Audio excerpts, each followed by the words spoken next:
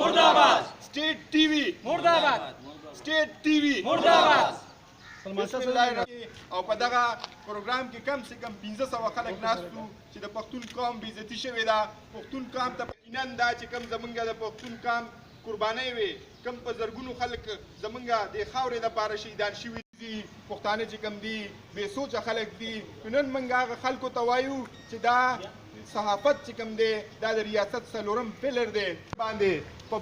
پښتنو لیکوالانو باندې په پښتنو د قلم خاوندانو باندې چې کوم دی د سټیټ ټي وي د پی ټي وي دروازې نه پس چې کوم دی بیا هغوی له خلک رالله او هغوی ته اعلانونه وکړل. دلته زمونږ په 20 لکه روپۍ اعلان کېږي، خو که د پښتون وینه توی شي نو که زخمي شي 1 لاک ورکه او که مړ شي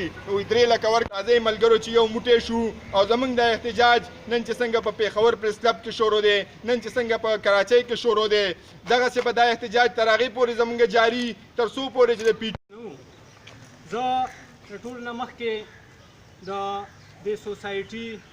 او د شیر علي بوی ډېره زیات هغه لپاره اواز اوچت کړم. زه لومړی دې شکریه ادا کوم او زه د حکومت نه دا مطالبه کوم چې آیا دا چینل دی نو په دې کې آیا د پښتون کلچر، د پښتون ثقافت، د پښتون نمایندګي ولې نه اوسېږي. اور ټیم به مونږ بې عزته کېږو په دا کومه شو کې چې د اختر شو وه او په دې کې د پښتون قوم بې عزتي شوې ده.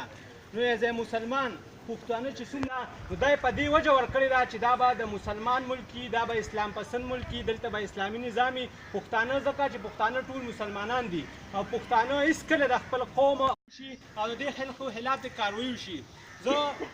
د میډیا په وساطت سره د قوم ته دا وایم او د ملک نه دي ځکه چې پښتانه ټول مسلمانان دي او دا ملک موږ د اسلام په نوم آزاد کړی دی او پښتانه په دې لپاره قرباني ورکړې ده، بیا به هم ورکوي، خو بې عزتي هېڅکله نه شو برداشت کولی. پی ټي وي مرداباد، کرپټ انتظامیه پی ټي وي مرداباد او زمونږ حکومت چې